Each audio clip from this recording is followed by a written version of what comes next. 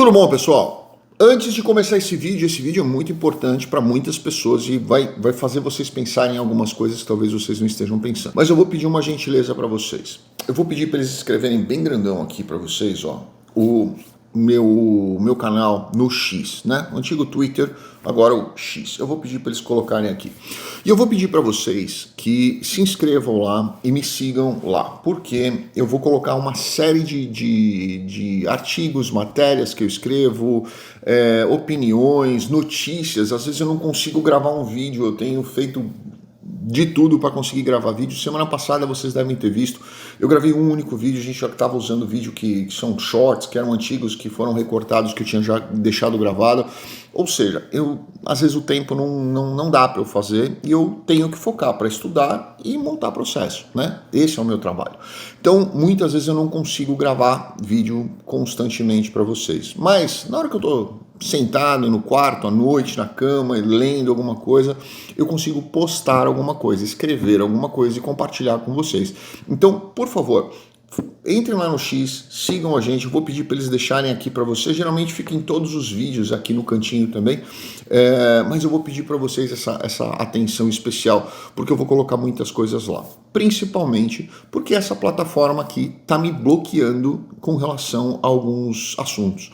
Se eu quero falar de alguns assuntos que não são confortáveis para a plataforma ou são em desencontro com os interesses dela, ela não entrega os vídeos. Então tem vídeos meus que tem 1000 visualizações e se você for olhar tem outro vídeo na sequência que fala sobre outro assunto e que tem 15.000 visualizações. Com 700 mil seguidores, você ter 1000 visualizações num vídeo é nitidamente um boicote da plataforma sobre aquele assunto, né? E a gente já fez alguns testes aqui e sim, está acontecendo isso.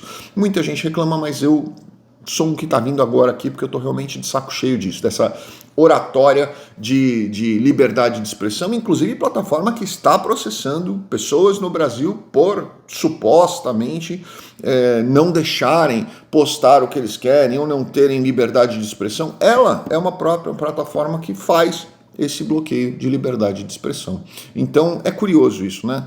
Pau que dá em Chico não dá em Francisco, eu já falei isso no outro vídeo. Mas vamos ao assunto desse vídeo, que é o que interessa aqui. Não se esqueçam, né? Sigam-me lá no X, que eu vou colocar outras coisas lá, porque lá por enquanto tem sido bem aberto e eu acho que a gente tem que ter esse tipo de conversa.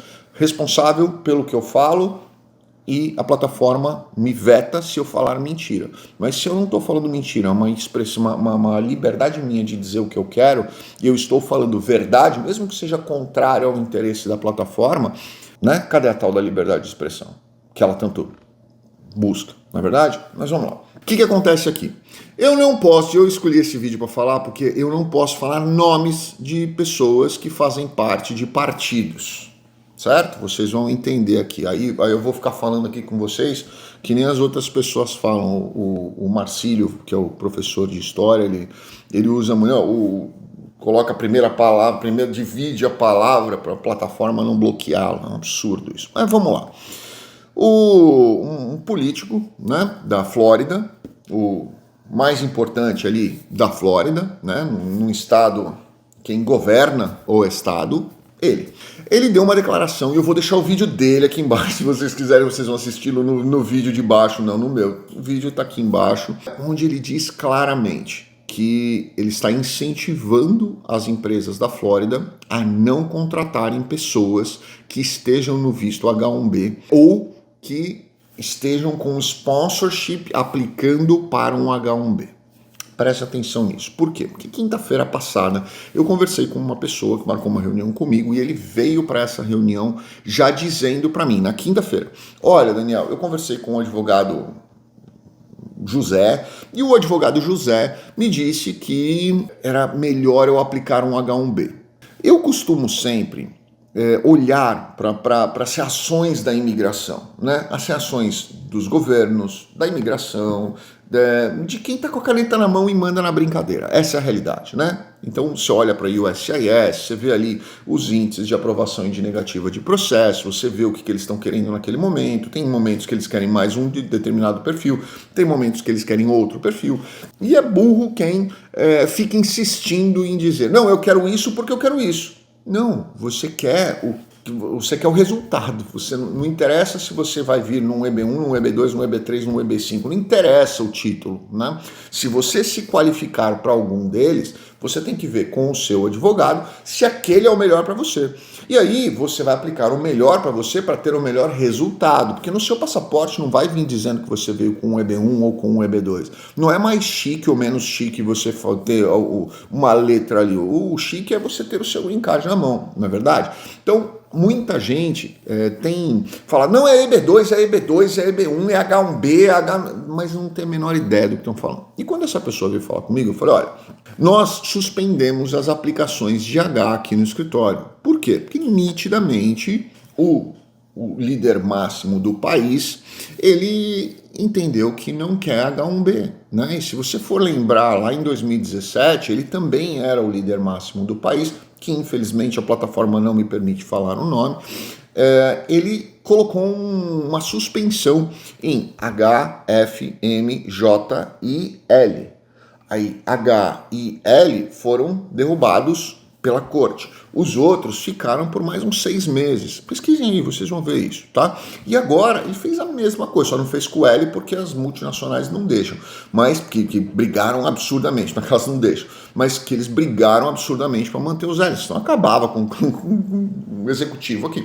E o H, ele incomoda bastante o líder máximo. E o líder máximo da Flórida, ele entendeu que, olha, também, até porque eu quero ser líder máximo do país, então eu tenho que estar mais ou menos alinhado na mesma língua, né? E aí o que eles fizeram? Olha, não quero mais H na Flórida.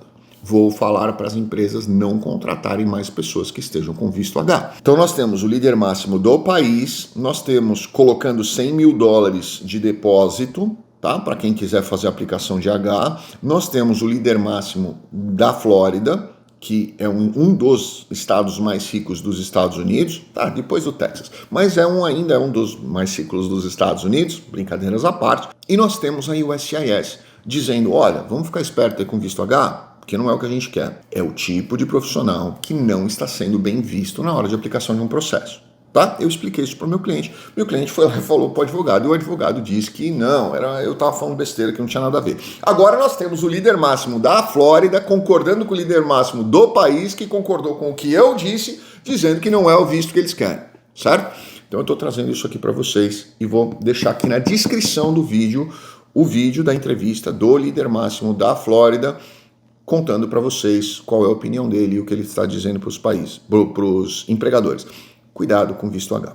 Agora vamos para um segundo ponto, que é o que me preocupou bastante aqui, e eu já venho cantando essa bola, ó, tempão aqui. Você gerenciar um país, governar um país, ou uma empresa, né, pensando exclusivamente como um cidadão daquele país, vou falar de uma outra forma para você entender.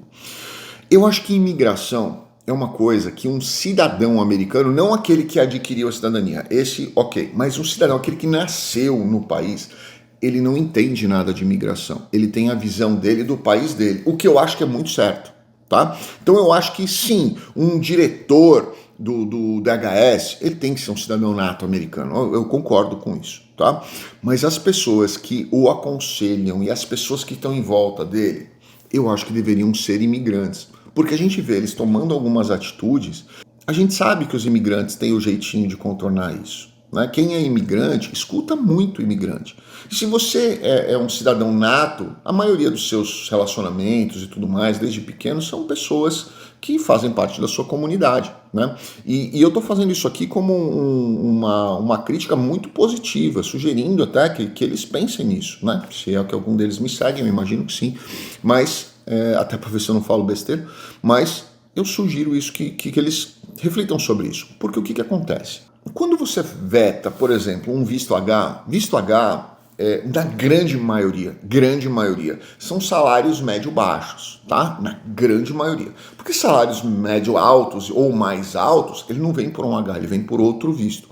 Então, na sua grande maioria, não estou dizendo totalidade, mas estou dizendo grande maioria, são vistos médio-baixo. Você pode esperar aí salários de H muito parecidos com um EB3 Unskilled ou talvez um EB3 Professional, tá? Salário médio-baixo. Mas aí o que acontece? Quando você veta isso, essas pessoas vão investir em outras formas de conseguir salários médios baixos. Aí eu vou pedir para eles colocarem aqui para vocês um post que eu vi no Instagram dizendo que agora as empresas de atendimento estão contratando pessoas a 3 dólares e 75 a hora. Ou seja, muito menor, um terço, talvez até chegando quase a um quarto do minimum wage dos Estados Unidos.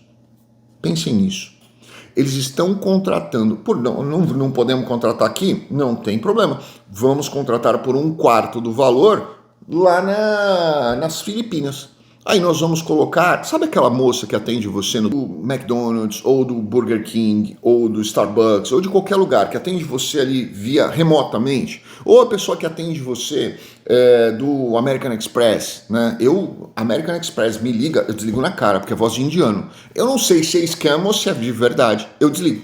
Aí eu ligo para American Express. Eu ligo do meu telefone para a central do American Express. Senão, eu desligo na cara. Se alguém me liga, eu desligo. Se banco me liga, é voz de indiano, eu desligo na cara. Mas é isso que está acontecendo. Por quê? Porque se você contrata aqui uma pessoa, você tem um custo muito alto. Você vai ter que pagar imposto, você vai ter que pagar o Social Security dessa pessoa. Algumas empresas dão plano de saúde. Se você contratar na Filipinas, você não está pagando nada. O problema é que assim, você está pagando um terço, talvez um quarto do salário dessa pessoa, certo? Isso é bacana para a empresa. Não está pagando social, não está pagando imposto, não está nada. Está gastando muito menos com essa pessoa, certo? Mas essa pessoa está gastando muito menos dentro do país. Ela não está gastando, na verdade, nada dentro do país.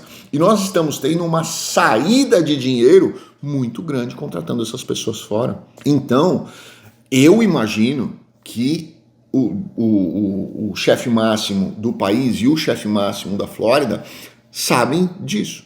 Ou se não sabem, deveriam saber. Porque o fato dele desestimular a contratação de imigrantes é horrível para o país. Porque as empresas vão buscar investir em tecnologia, que é muito mais barato, vai gerar um monte de desemprego dentro do país, porque essas pessoas...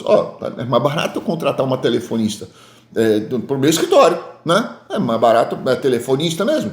Eu pego uma telefonista que vai me custar um quarto do que eu gastaria com uma pessoa aqui, né? E aí, como é que vai ficar a economia do país? Como é que vai movimentar essa economia do país? Isso é ruim. Então eu acho que quando existe um visto que as empresas estão usando, é melhor isso do que não ter isso, né? Como dizia o professor Enéas, é melhor uma educação ruim do que uma não educação. E se nós temos um visto que está permitindo que essas pessoas médio-baixa, que é o trabalho que o americano não quer fazer, essa é a realidade, por isso que existem esses vistos, porque o americano não quer fazer. Porque se o americano quisesse fazer, ele teria a vaga dele muito mais fácil, muito mais barato para a empresa, que não precisaria pagar visto, não precisa ser sponsor, não precisa se expor para a imigração e muito menos para o IRS. Era muito simples. Mas se está acontecendo, o problema não é quem está entrando, não é o visto. O problema é a estrutura de custo das empresas que não estão dando conta disso.